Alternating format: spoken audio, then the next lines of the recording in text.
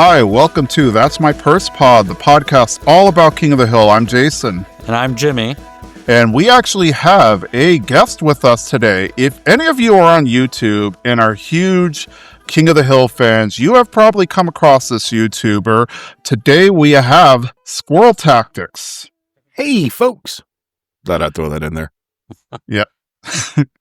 Thank you for that very much. I like how you're called Squirrel Tactics, where That's My Purse. It's like somebody should create a podcast called Pocket Sand or something, get all the popular King of the Hill quotes out there. Yeah, yeah. I mean, whatever works, you got to use something that people have heard of, people put, associations with. So they probably can't hurt. There is another podcast for King of the Hill out there called Oh Yeah, which is pretty interesting. So, got to get all those quotes out there. What exactly did that one cover? I mean, just based on the name there. It was just, if I recall, it was two women who were the hosts of the podcast, and they just did all the episodes. They reviewed the episodes, so. That's clever. Yeah. And when we started the podcast, we were doing our favorite episodes, our top 50 episodes, so we didn't have to go through all 200 some odd of them. And one of our top ones was Oh Yeah, and that's still like my favorite episode, or one of my favorite episodes. Yeah, understandable. That's a really good one. No, that Oh Yeah is a really underrated episode. Mm-hmm. Just how oblivious Hank is towards, like, all the signs are there, but how oblivious he is. Well, it's just, he believes in, the quote unquote, I guess, goodness of people. Mm-hmm. And, he doesn't really think, with the stigma of, what Tammy did and all that. But, he doesn't really want to see someone in that way, I guess. Fair enough. He always wants to see the good of everybody, and he's kind of ignorant sometimes of, like, the underbelly of the world. Oh, absolutely. Absolutely. I'm trying to remember the exact quote about it, where Hank is like, what happens when you get a high school education, basically. And so he is naive in a lot of things in the world. Nothing against high school education. Let me be clear on that. But yeah, I mean, especially, like I said, kind of being more of a goody, I guess. Mm-hmm. He doesn't really get that kind of stuff, like that's what she said kind of thing. Mm-hmm. Everybody got that's what she said, but for some reason Hank, it just boggled his mind. And so it's a naivety, I guess, a sweet naivety. It was like after the fact of that episode where he's like, I went to the restaurant. It sounded like when I left, it sounded like the hostess was on it, but she seemed to have no idea what was happening. Yeah, that's a really good joke that they did. And that's one of the things I love about the show is just the writing, just the jokes, and they're just amazing when it comes to the humor. Yeah. That is one of the top things. And I think that's why it's an amazing show, is because the humor, it's subtle. It's, there's moments where it's over the top, but it's a subtle humor that is just always lands. Right. No, I very much agree. Well, you're one of the top YouTubers I know of that does King of the Hill. I know there's a few others, like, what is it, Johnny 2 Casual, I think's one of them, he does a lot of different shows, including King of the Hill and stuff. But you have, looking at like 60,000 plus subscribers and stuff like that. I think we're knocking on the door of 70. So we're slowly getting there. So it's been a while since I've checked. Perfect. Well, that's great. Yeah. I mean, just on one topic, King of the Hill, like, what got you started on that? And I know you have another channel too on history, right. But yeah, what drove you to King of the Hill? Well, one, I always loved the show. I grew up watching the show. I grew up watching the episodes as they premiered. The lovely, during the fall, I get to watch half the episode because daggum football game ran long, that kind of thing. And it just being a great encapsulation of Texas. It's Texas and its culture, and it's just folkways and mores and all that good stuff. And it was just perfect as far as showing what it is. And I've always liked it for that, Texas pride. I'm sure y'all can understand. Uh, but as I was working on the History Channel, because I've been working on the History Channel for several years, and fun fact, it to this day is still not monetized. I have never made a penny off of that. I've got over 300 videos on that thing. Never been monetized. Fun fact. But I was working on that, putting out 2 videos a week doing that, and decided, I've seen people cover King of the Hill, but they didn't really come at it as a Texan, and they didn't really come at it as someone that was alive during that time. So I was like, maybe I could bring some kind of interesting spin to it. And that's kind of where that whole idea came from. And then my actual original idea for the channel was to review every episode in order. Which is kind of interesting. If you're familiar with Review to Death, that's actually what he was doing. And he started a little bit after me, but I just thought it was funny that I decided to go in a different direction rather than doing that. And yet, not long after I started doing my videos, he did the exact same thing I was considering doing, which was kind of funny to me. Just complete coincidence, of course, but just funny. But yeah, and I just kind of got the idea to do what I do as far as like deep dives and things from watching Appleseed. It was the first, it's the first video I did with King of the Hill, and it was just through rewatches, having it on the background. I noticed Appleseed. I noticed him in this episode, and I was kind of like, yeah, okay. And then, I noticed him in another episode, a day or so later, and I'm like, same character, but he's a little different. And then, I kind of, little light bulb went off, and I was like, how many times has he been in this show? So I look it up, you watch the 3 times he appears, and you see that he actually has a full character arc. And that kind of got me thinking, what else is going on in the background? What other characters have these kind of arcs going on? And when you start looking into them, a lot of them do. A lot of them, Fox didn't want the writers to have, they wanted it episodic. They didn't want to have, series long arcs because it's easier for syndication. But the writers were smart enough to put little things in the background that progress throughout the series. And a perfect example is Appleseed. And that just 3 appearances, but in those 3 appearances, you get this story, of a guy that went from, toad licking to sober house to now he's got a job working at a co-op. He's actually, gone through this whole arc, and yet you see that with other characters as well. So I don't know. It was just interesting to me, and I kind of wanted to explore that more. And the more I explored it, I saw that other people liked exploring that kind of stuff too. So I found myself a little niche there, and woohoo. Yeah. Yeah. And I think that was one of the things that stood out about your content to me was that you did come from the perspective of a Texan. Like, there are people who review King of the Hill and will talk about, the episode and maybe go a little bit into the lore and whatnot. But one of the things that makes King of the Hill charming is kind of how well it fits into real world Texas, and like how it impacts Texans, and how there's a lot of inside jokes that you have to be a Texan to fully understand. So I was explaining to my girlfriend recently King of the Hill, and I was telling her about like, there's a joke. Let me see if you even get it. Like, only Texans get it. One of the characters is named Luann Platter. And she didn't really get why that was funny. I guarantee all 3 of us know exactly why that is funny. Right.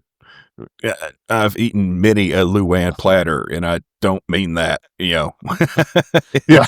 in the, bad sense. Yeah. My Luann platter has, half a chicken fried steak and 2 mac and cheeses. That sounds like what I would eat too. I love the mac and cheese there. How about you, Jimmy? What would you get with? Oh, well, I like mashed potatoes. Oh man, I miss Luby's. Yeah, I remember going there a lot as a kid. It doesn't seem like I know there's still shops or still restaurants, but it just doesn't seem like it's there anymore. Yeah, I'm pretty sure most of them have shut down at this point. Yeah. I don't know if y'all ever had it. Other than Luby's, there was a place called Piccadilly. I don't remember. No, I don't remember it either. It was like a fancier Luby's, but it was the exact same concept. But yeah, pretty much the exact same food though. It was all fancy and ooh la la kind of highfalutin, I suppose would be the proper word for it. But yeah, yeah, everybody loves Luby's. But no, funny thing about, things that I guess would be regional or stuff like that. A video I'm actually working on right now is covering the restaurants in Arlen. And one of them is, of course, Goober Smooches. Well, a lot of people are like, Goober Smooches. I can't tell you how many times I got called a Goober Smooch when I was a kid. I mean, I don't know if that's, if y'all have the same type of thing, but that was a normal, that's what you called somebody, shut up, Goober Smooch, it was that kind of thing. So like when I saw Goober Smooches, I was like, yeah, okay, I get that. But I don't know, maybe I'm just weird on that. I vaguely remember that. I don't know if it ever made its way to South Texas because I'm originally from San Antonio, but I feel like I might have heard that before. I don't know, Jimmy, was it ever a thing in Austin area? No, if it was, it wasn't around me, but now I feel like it needs to make a comeback. I feel like let's bring it. Yeah. Yeah, just offhandedly call somebody a Goober Smooch. See what happens. Is it a compliment? Is it insult? They're like, I don't know. They keep them on edge, man.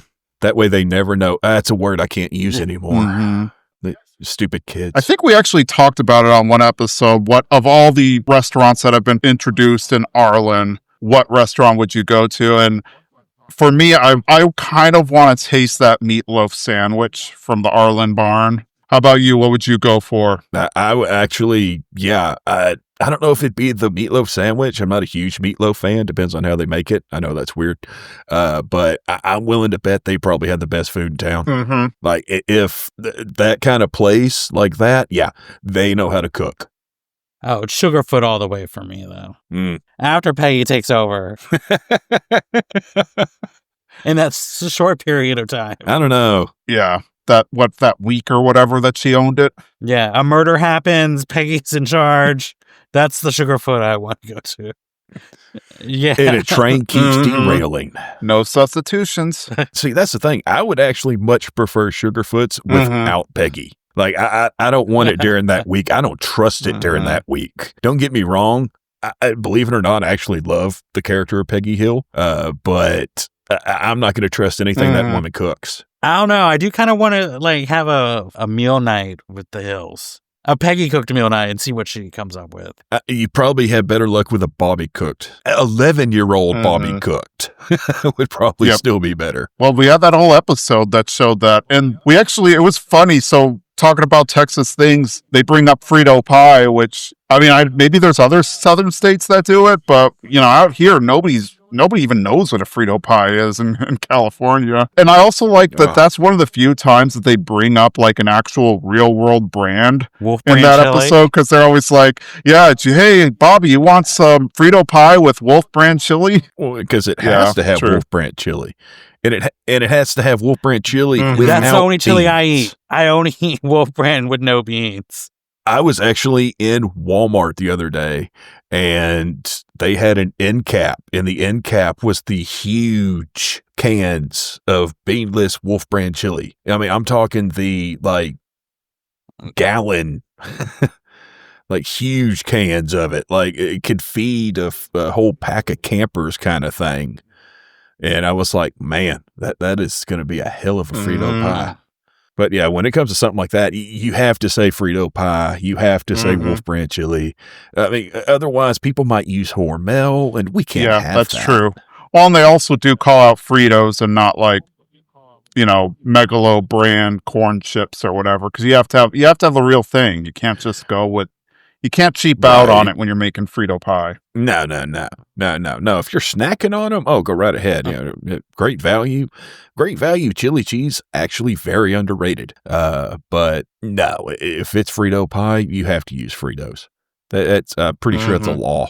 It's one of the like 400 plus constitutional amendments we have in Yeah, if Texas. it's buried in there, you just have to find it. Oh, Yeah. yeah. So King of the Hill, like, I feel like it introduces a lot of people to Texas culture who otherwise might not know it. Like, I have family outside of Texas, and growing up, in the 90s, there was kind of that connotation of, oh, Texan, like the episode Company Man, everybody's got a cowboy hat and stuff like that. It's like, no, I've never worn a cowboy hat to school or anything like that outside of like Halloween or something. But yeah, I think it introduced a lot of people to what like actual Texas was like in that time frame. Yeah, I agree. I mean, because I think I've worn a cowboy hat like once in my life, and it was when I was a little kid for like a photo, and it was because my mom made me wear it. Same thing with like cowboy boots. I don't wear boots. I wear a size 15. I can't find boots that fit my feet. That doesn't happen. I'm lucky to find regular boots that fit my feet, let alone cowboy boots. No, that's not going to happen.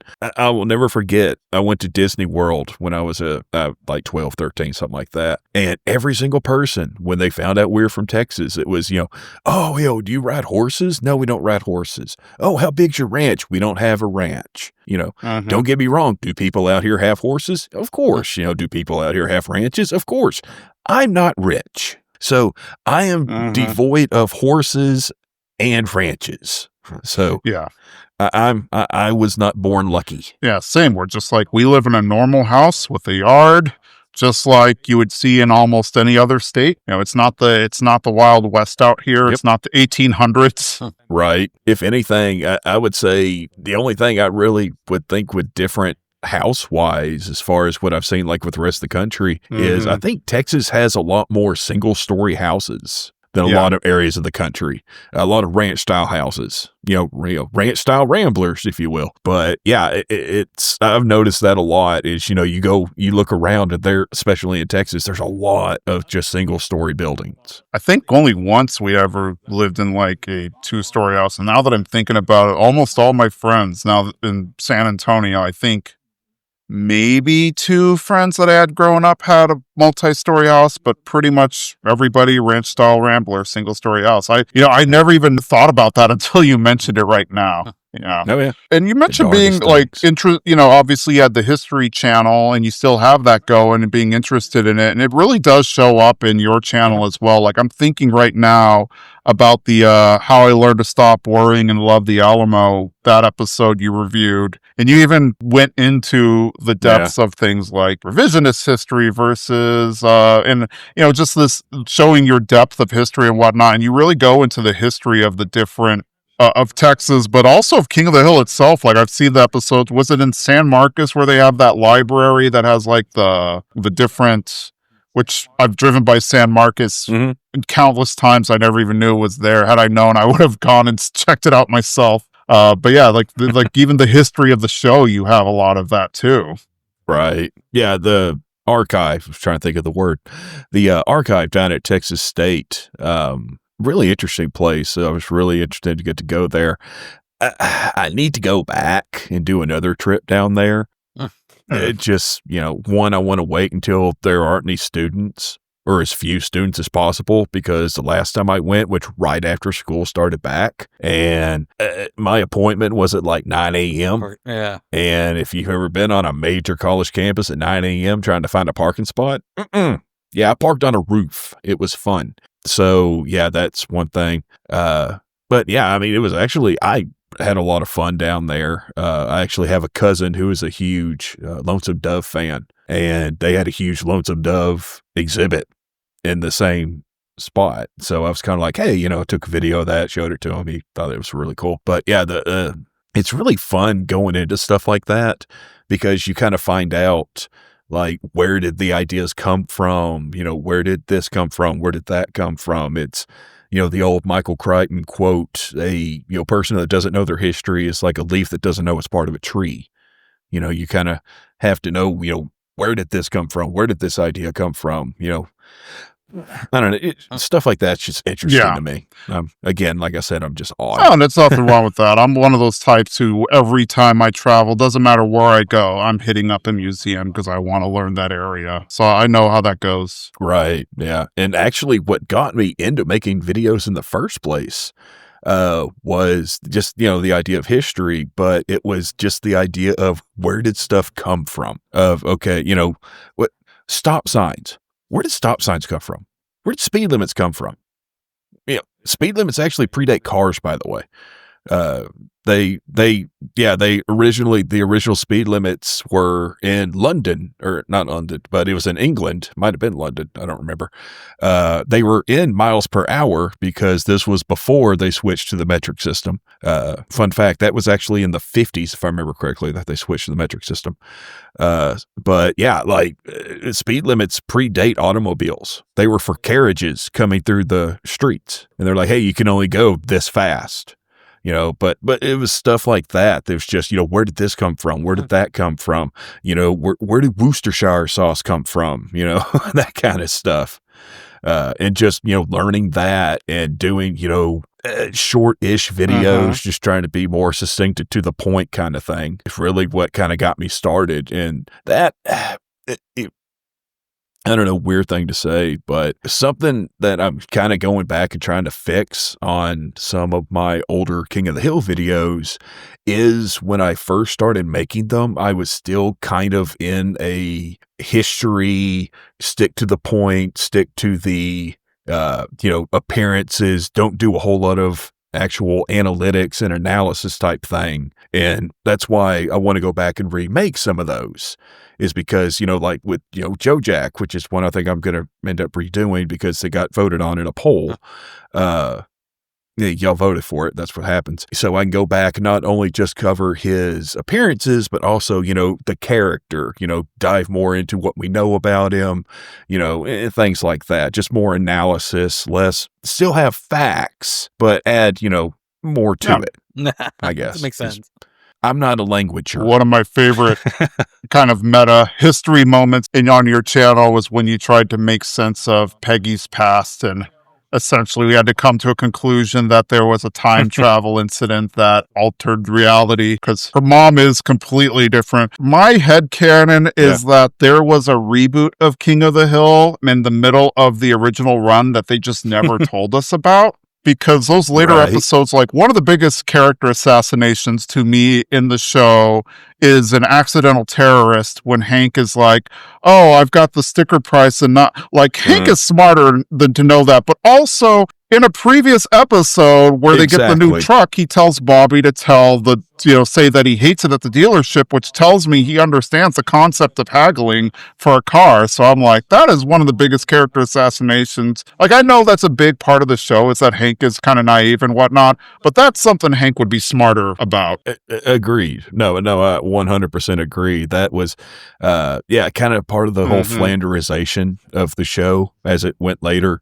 Because don't get me wrong, there are still some good episodes in the later seasons. There are some of the best episodes in the later seasons, but there are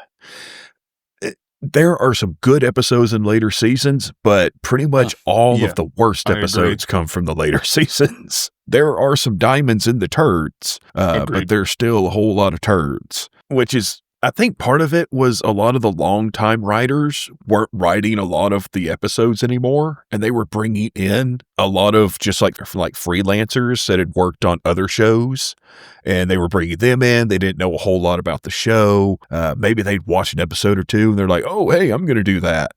But I don't know. It didn't have the same, I guess, soul that the peak of the show had. It's kind of like, watching modern day Family Guy or Simpsons, where it's, the zombie version, I guess would be the best way. And not in a good zombie, not in a Romero zombie, like in a direct-to-video Day of the Dead remake zombie. Fair enough. Yeah, I agree. Like, I think Seth MacFarlane pretty much isn't even involved in the writing process much with Family Guy anymore. And that's a big reason why a lot of the episodes just are misses nowadays. Right. I don't know. Family Fair. Guy to me fell off a long time ago.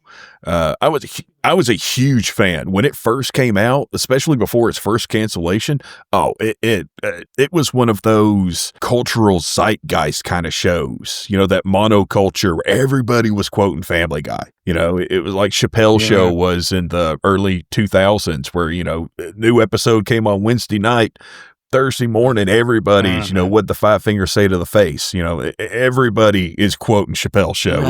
I do too. I miss monoculture. Where everybody just talked about the same thing. Everybody watched the same thing.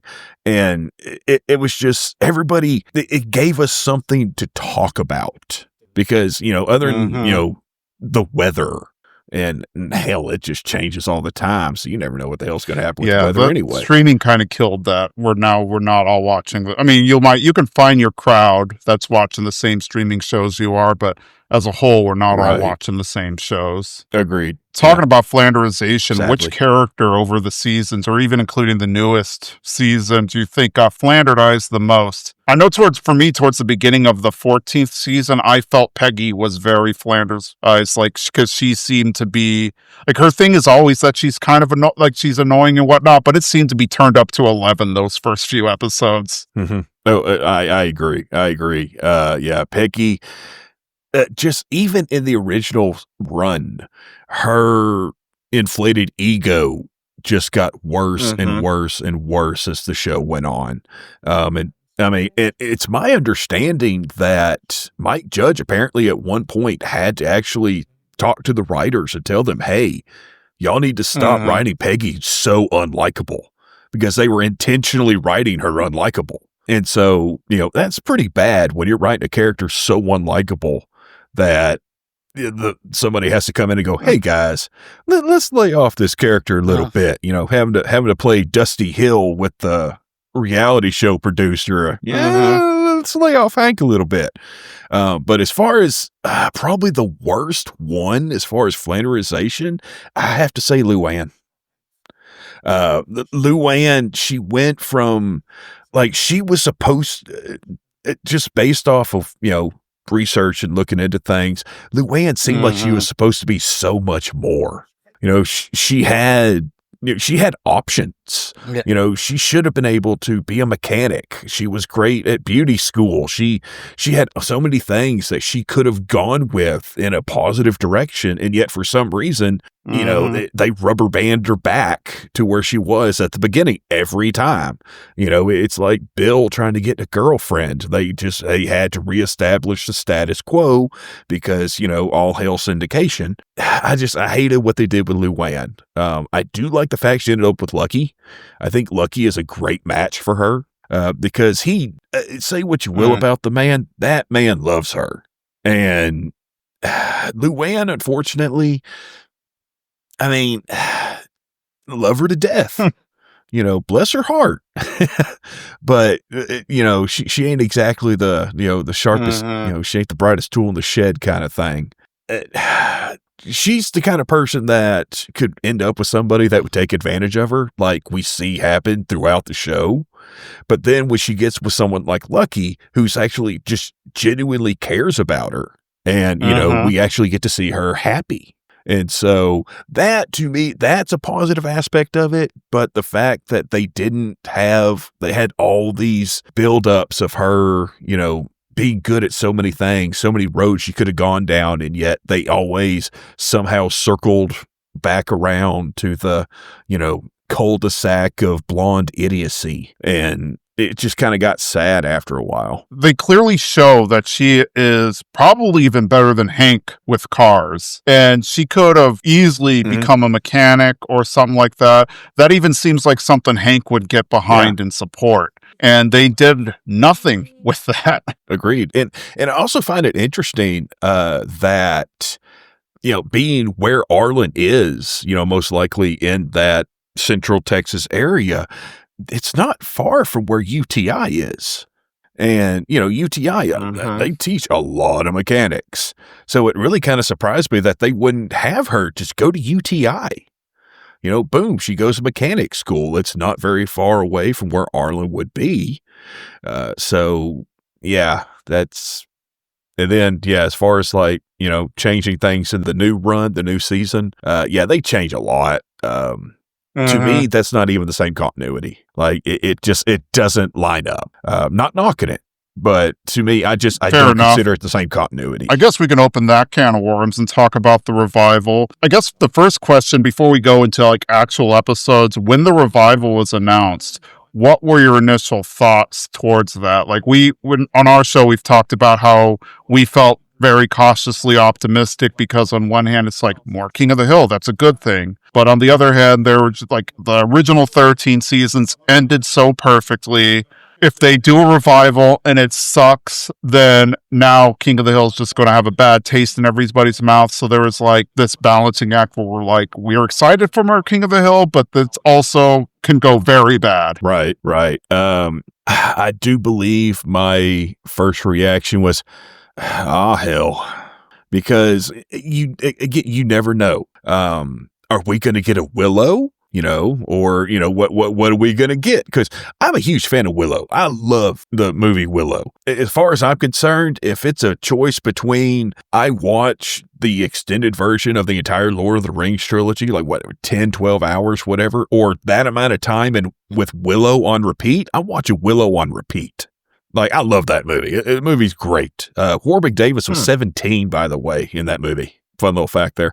But yeah, and then, you know, they made the, you know, revival series of it and Dear Sweet Merciful Lord. It was not the best thing ever. And unfortunately, when it comes to a lot of these reboots and revivals, I want to say hit or miss, but there's so many misses. It's hard to say hit or miss because more often than not, they don't land. They don't work.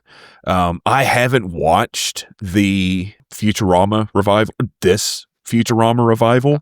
How many have they had? Like, this is what, the 5th revival of Futurama? I mean, they keep, it's like, seriously, that it's like voodoo at this point where they just keep bringing the thing back over and over and over. It's like Superman. You can't kill him. You know, one day Doomsday is going to show up and just finish it for good.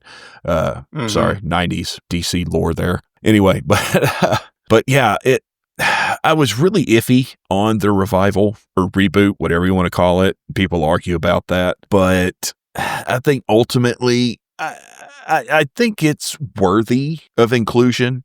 I think it could have been better, but I think it could have been a whole hell of a lot worse. And I actually think it's been one of the better revivals that has come out. So overall, I would say, yeah, it's worth having been made. And I'm interested to see where they go in the next season. You know, hopefully they do listen to some of the feedback from some of the fans and change some of the, you know, some of the downsides. Dear God, give us some of the old voices back. I'm not even saying they have to be the same voice actors. I'm fine with that. Just give me somebody that sounds like that. We just did a retrospective, so we reviewed each episode, and then this most recent recording we did a retrospective of the season as a whole. And Jimmy and I both came across what we hated the most about season 14 was Ronnie Chang as Khan. Mm-hmm. Yeah. He phoned it in. Like it didn't even seem like he was trying to sound like Khan. Like, at least put in an effort to sound like Khan. It was a bad impression. Just, I don't know. Oh, you don't think? I don't even think it was an impression. I mean, oh Lord, no. I mean, all Ronnie Chang had to do was just do a stereotypical Asian accent. That's it. And random people could have done a better accent than that. And that's not I'm not knocking him because I'm a fan of his work. I like him. You know, I don't have an issue with his casting, but dude, you said, put some effort into it. You know, let's try to, I know some people have said, well, they didn't want to do that same accent because it's, you know, stereotypical and all that. And if that were the case, that's fine. Why does Men still have the same accent? She's still doing the same accent. Just do Men's accent. That's it. Just sit him down and be like, hey, Amy Tan, do Men. Okay. Do her accent. That's it. That's all they have Yeah. to do. Just sound like men. I'm convinced that Ronnie Chang's just like never seen an episode of King of the Hill when they gave him the role, and then he still didn't see an episode of King of the Hill when he did the recording because it just didn't sound like he was trying. And when you look at, say, Cleveland Brown on Family Guy, they did the same thing. They replaced it because they wanted to get a black voice actor. You couldn't even tell the difference. Like the guy sounds just like the previous voice actor. You wouldn't know. And he actually tried. And, even within the same show, we lose Johnny Hardwick. You can kind of tell when it's Toby Huss versus when it's Johnny Hardwick, but you can tell that Toby Huss is putting an actual effort to try to sound like Dale Gribble. Yeah, and I would actually, this might be a hot take, but I would say that Toby Huss actually sounds more like Dale than Johnny Hardwick did in the new season. And I mean,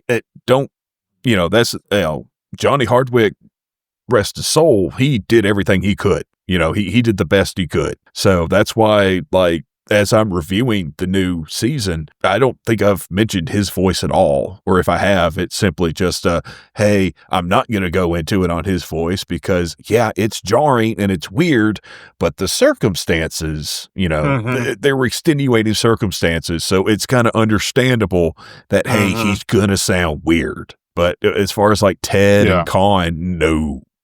No, that is not okay. I hope either they, have a talking to with Ronnie about trying harder, or just there are so many Asian voice actors out there who I guarantee at least one or two of them can do a Con voice. Like, give them the job. Yeah, shoot, I'm willing to bet there are probably some of probably some East Asian voice actors out there that got into it possibly because of Con. Wanting to voice a character like Con. So give him a chance. Absolutely. Give somebody a shot.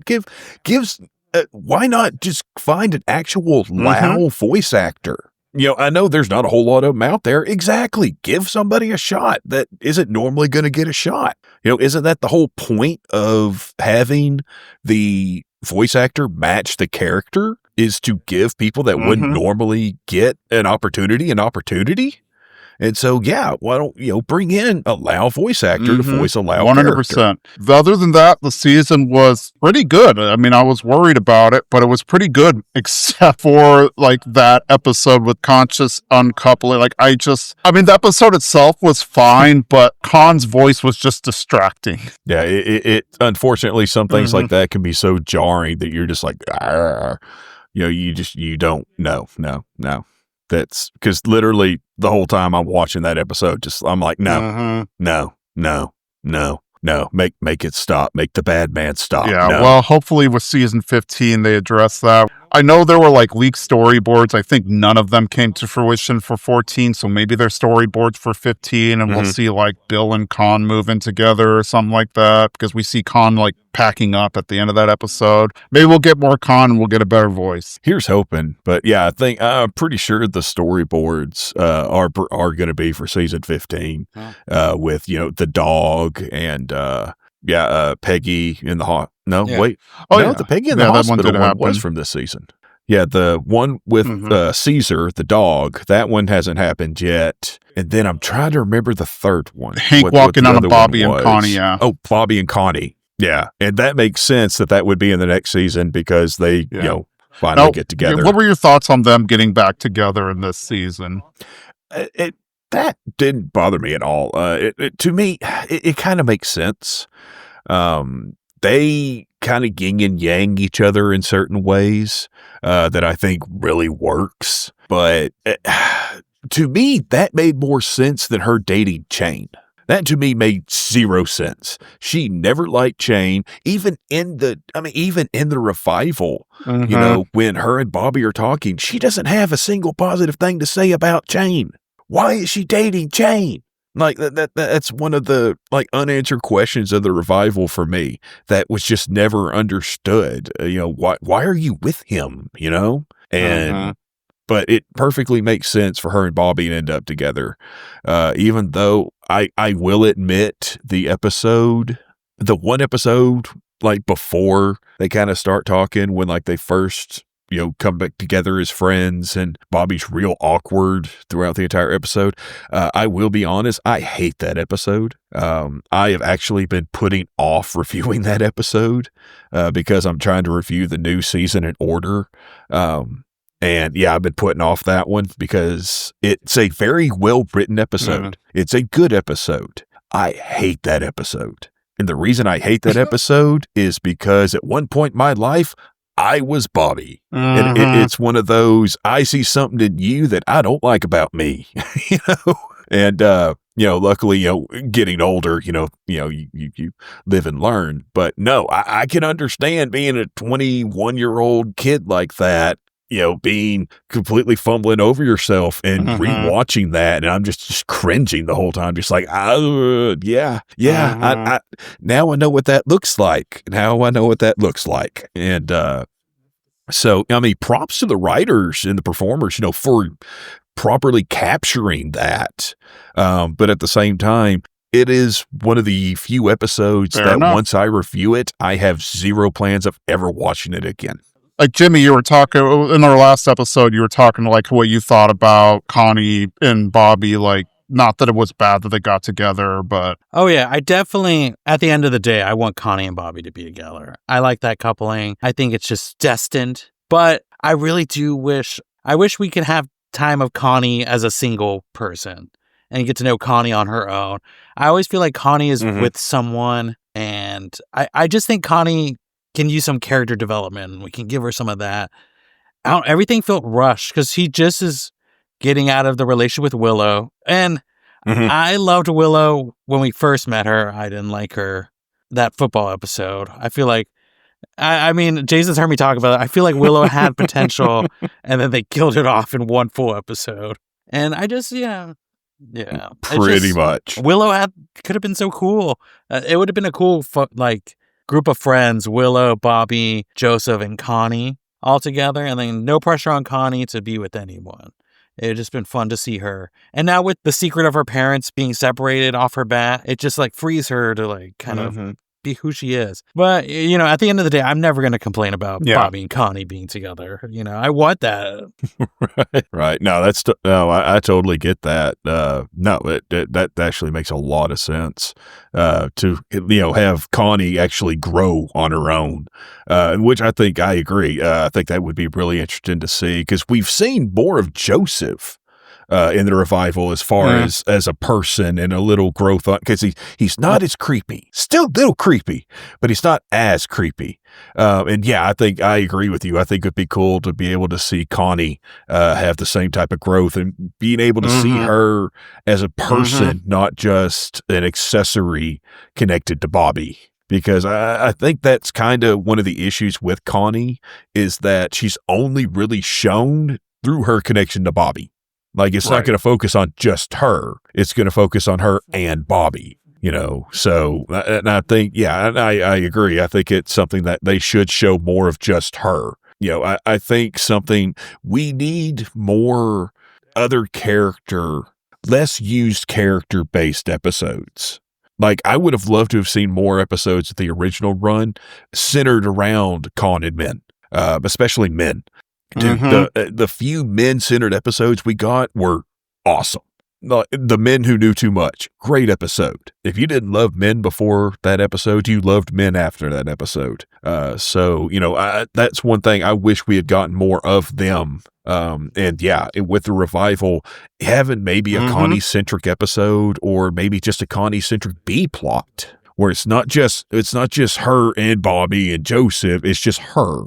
Or maybe her and Joseph, or, something like that. But, more focus on her. Speaking of Min, and you bring up that episode, now that Min and Con are separated, do you think Min is going to be more part of the gang? Because she always leaned towards, when she joined the gun club or when she hangs out with Peggy. And, it just feels like she's a part of that world. And it's always Con who's kind of bringing her back into, this materialistic world, I would say. And now that she's kind of free on her own, it just seems like maybe she's going to chill out a little bit and, still have those side comments, but just kind of be more part of the group. That's a good point.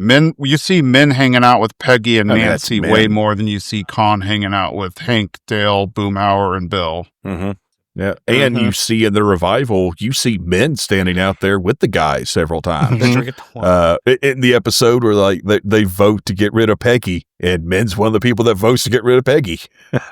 So yeah, I could definitely see men, and I think that would be a smart thing to do. Have men more in there because again, she's a really interesting character, and I think she'd be a fun character to get to actually explore as far as like what she could do and just her humor and things like that. Yeah. Well, there's also Especially like if they're gonna through give the us this original version run, of, there were Con, comments she made that just shows that she must have an interesting backstory that I wish they'd explore. Like the episode where they do the clothing swap or whatnot, and they're like, "Okay, so you pass your clothes around and stuff," and she's like, "Oh, like a key party," and then everybody kind of gives her a look and stuff. And what is it?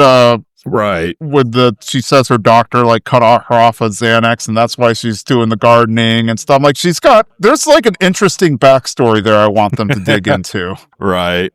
Oh yeah. When I found out, before they, released the new season, I, heard, Connie's going to be Polly. And I was like, yeah, that makes sense. I mean, her parents, I always understood that, that Min and Con were swingers. I always kind of took it. And I don't know, maybe it's my personal headcanon, but I definitely see Min as the one that pushed the whole swinging idea. I don't see Con being the one, to, want to share. I definitely see Min want to be the one to do that sort of thing. So when I found out, she's going to be, ethical non-monogamy. And I was like, that makes sense. I could definitely see that. I think it'd be interesting. Cause if Boomhauer was single, I think it would be interesting in the revival to see what would happen with him and Min, but he's not single. So, that's probably not going to happen. Oh, no. That'd be like a double whammy against Con because first Bill dates his mom and then now he dates his ex-wife. And he dates his ex. Well, it's too soon for Bill. Because, Peggy just passed away. That's true. It's too soon for Bill to... Peggy just passed away. Yeah. Bill can't move on that quickly. Yeah, and the funny thing is there's so many fans out there that are like, they killed Peggy, but they didn't kill Peggy. Yeah. They were so happy. They're like, we finally got rid of her. Wait, it's fake? Like, she won't die. What would you say was the best episode to you of season 14? I think we all kind of agree that the worst one was the first one. But I kind of understand why they had to do it that way. They had to kind of, after being off the air for 15 years, you kind of have to do this exposition dump to set up the 8-year time skip and everything. I agree with your video where you talk about how it was super weird that the thing that convinced them to stay was like Girl Scout cookies or whatever. But yeah, so I think maybe we're all in agreement that the first one wasn't that great. But of the other 9, which one do you think was the better one or best one? That's a tough one. I don't know. I do like the new Ref in Town episode. I do like that one. I don't know. To me, it kind of makes sense that Hank would, find an interest in soccer simply because he finds an aspect of it that he likes and respects, and that's what makes him fall in love with it. That to me, that's Hank. That totally sounds like Hank. Plus, I'm sure he would love to mow one of those soccer fields someday. That's very much up his alley. But probably the one thing I love about the episode is towards the end when Boomhauer just does not give a crap and he just creates his own version. And I don't know if you ever heard of Calcio Stoico Fiorencio. Yeah. No. Okay. You've heard of the Sport of Kings? It was a sport of popes. We know of multiple popes that actually played it. That's basically what Boomhauer created. It is a real sport. It's still being played. It goes back to the Middle Ages. It's basically an early version of rugby that included wrestling and MMA and just beating the ever living crap out of each other. It was an amazing sport. And so, like, when I got to see that, I was like, ooh, that's basically Calcio Stoico. So, and matter of fact, that's something I'm going to talk about when I do review that episode, is that sport, because years ago when I learned about it, and like, because it still goes on today. They actually just held it not too long ago. Go on YouTube, you can look it up. People just beat the crap out of each other. But the idea that this was the sport that kings and princes and dukes and popes were playing against each other. You know, that this was, what did rich people do? Oh, they ran around with a ball and beat shit out of each other. You know, that's what they did. You know, and if they did that to each other, what do you think they're going to do to everybody else? You know, so, you know, it was just an early version of football that I always found really interesting. And I love the fact that they kind of, I don't know if they intentionally were nodding to that, but I took it as a nod to that. And as far as my headcanon is concerned, that's how it goes. But no, I'd say the new ref in town. To your point, it makes sense. That would be something Hank would. We see so many episodes where Hank gets into something like the rose throwing episode. Hank gets into something you wouldn't normally think he'd get into because he finds some mechanic or something to it that he can latch onto. Plus, being in Saudi Arabia, I'm sure there's not a lot of American football going on there, so he had to find a sport to watch. Not yet. It's coming. I guarantee you there will be an NFL game in Saudi Arabia in the next 10 years. If not like an offshoot of the league. Trust me, Saudi is doing everything they can to get sports over there. What would you say is the episode of all the seasons that you most relate to? Like, when you see the episode, you're just kind of like, oh yeah, that was totally me. Like, as an example, for me, Reborn to Be Wild, because I was in those kind of youth groups where you had like, oh, I'm not your normal pastor. I'm tatted up and I listen to rock music and stuff like that. Like, I remember those pastors when I was younger in high school or middle school and stuff. So I was like, yep, that totally and then, the early 2000s when Tony Hawk and skateboarding and all that became cool. So I was like, that I cringe watching that now, like as an adult, because I'm like, that was totally me when I was that age. So it's like, I can absolutely relate to that. Right. Trying to think of any really that really stand out, because, they kind of just the overall Texas experience, was just kind of a big thing. Like I said, like one of the newer episodes, like I said, with Bobby, being all awkward and crap with Connie, that definitely, that struck a nerve, and probably not the best way I wanted. It's one of those things. But I don't know, just the feeling of the show, just the heart of it, the soul of it. It felt like home, and that, it's just because it really just encapsulates a feeling, as far as, not being in a, urban area, but not being in a rural area, being in that weird suburban sprawl type of thing. And I didn't really I didn't grow up in a place that had like the alleyways between the houses and stuff like that. So that I've seen that. But that really wasn't something that I did, or that I had a whole lot of, experience with. But, just growing up in Texas, dealing with the same sort of things that Bobby was. I think Bobby was 3 years younger than me canonically, at least when the show started. So I think so. I'm not any good at math, and I'm not as good as I used to be, and I wasn't too good back then.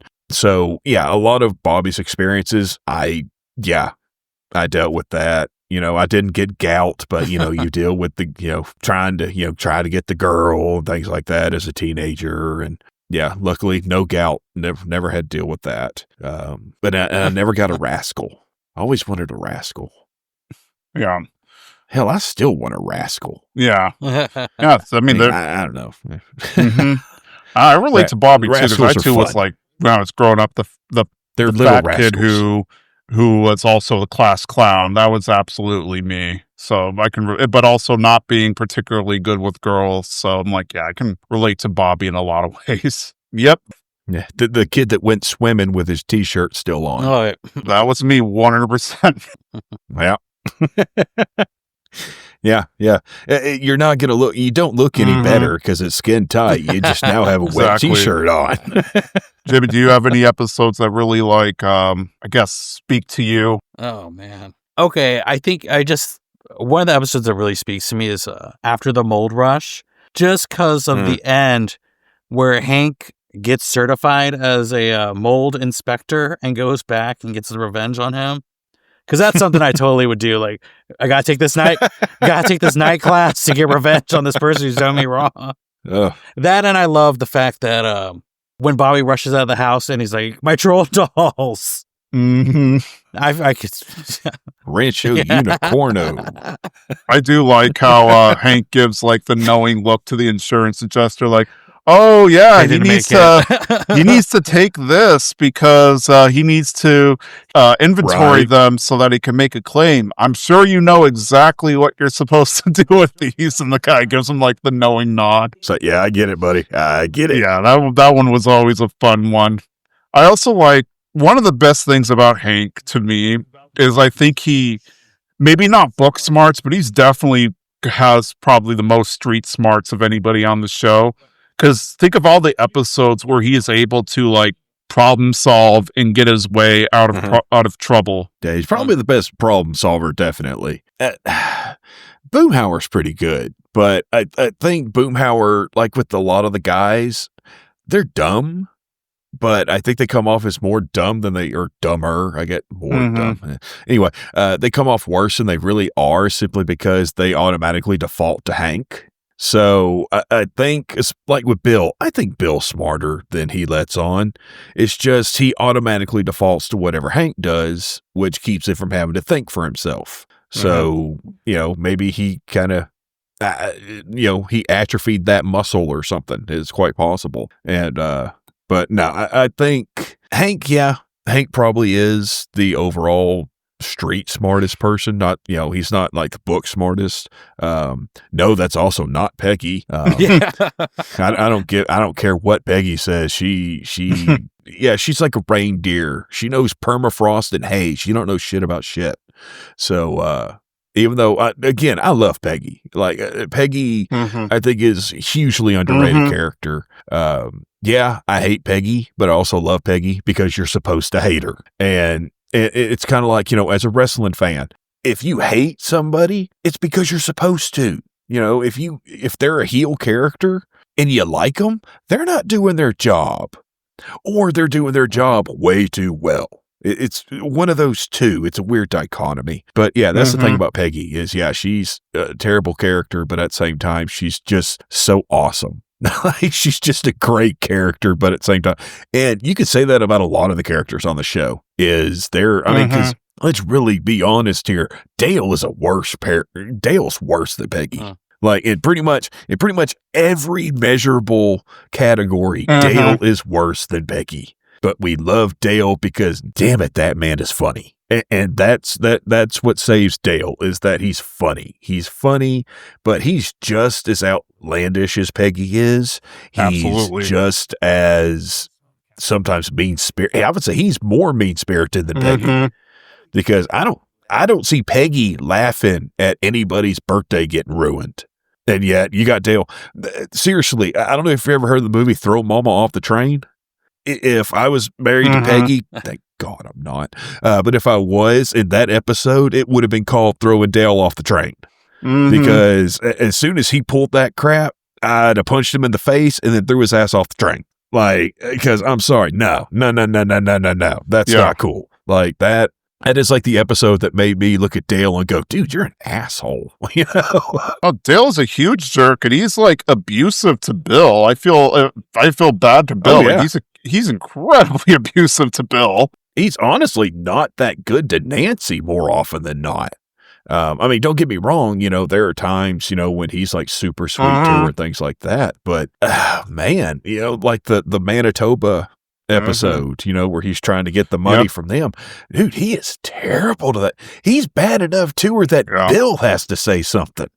And when Bill calls you out for bad behavior, that's bad. The only person he seems to be, for the most part, consistently decent to is Joseph. Like I would say one of his probably only redeeming qualities is that he seems to be a decent enough father to Joseph, except for there's a few episodes where it's clear he's not operating in Joseph's best interests, like with when he goes to the private school and whatnot. But in general, you can tell he loves Joseph and he tries to help Joseph. Maybe sometimes he's misguided, but it comes out of like love in most cases. Right. I don't know what's kind of funny. It was like when you started talking about, him and Joseph, literally the first thing that popped in my head was the Stick Tech episode. Here's Joseph. Dale, keep it up, Blondie. You're next.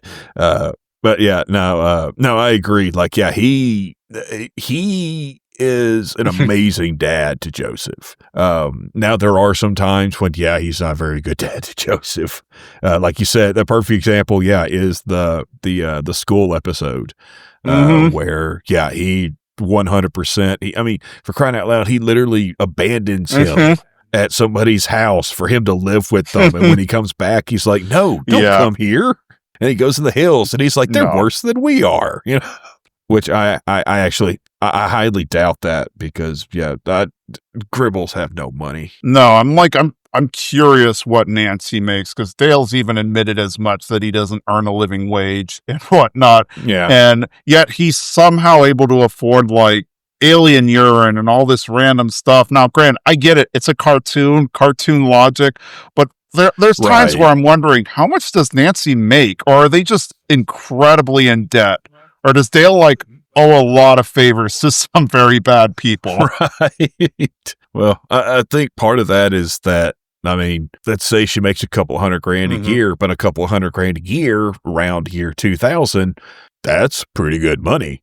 And, living in a suburban area, house is probably paid off at that point. So they're probably sitting pretty. Yeah, I always found it funny, and I think that's supposed to be the running joke, obviously, that he's a conspiracy theorist, but the biggest conspiracy in front of him he completely misses with Nancy and John Redcorn. But I don't know, what do you think about the fan theory that he's been completely aware the whole time? He just he doesn't want to ruin a good thing because he has his son.